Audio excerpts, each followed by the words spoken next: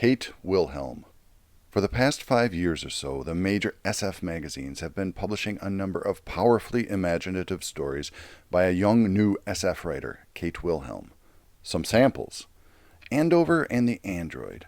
Roger Andover decided to marry an android, but he didn't count on falling in love with her. Fear is a cold black.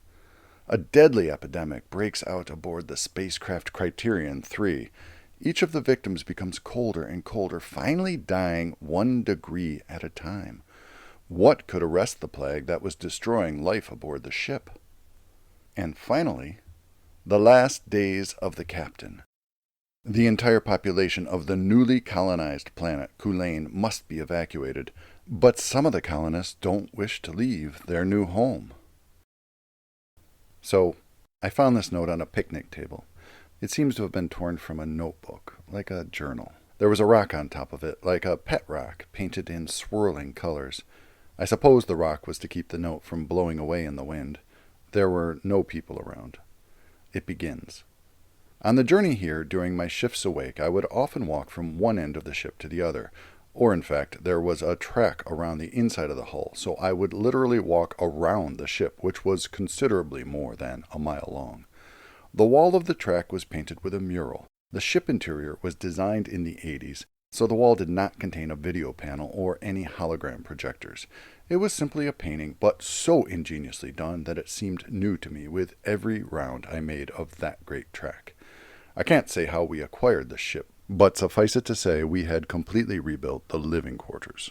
My species is terrestrial. The ship had previously belonged to an aquatic species. Of course, we kept the engines and the control devices, which we honestly did not understand, but which we thought we could operate. We slept most of the time. My dreams seemed endless. I sometimes think I'm still aboard that ship, still sleeping. I dreamt I was an ocean, or in an ocean, vast and also seemingly endless. I would wake up and walk around and around the ship, listening to its hum, which was like a tuning fork, always re-tinging.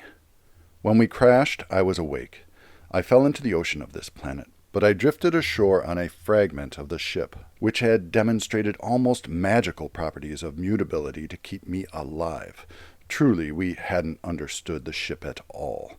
I was so dazed when I woke up that I wandered away and lost that fragment forever.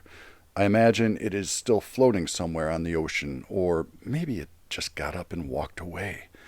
The only thing I have from that past is a piece of the wall. I mean the wall inside the ship, which had been painted so ingeniously.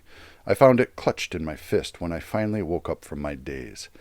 It looks just like a stone, with just a couple of smudges of color on it, but when I look at it, I can think of home and almost imagine I am there. And that's it. That's the whole note.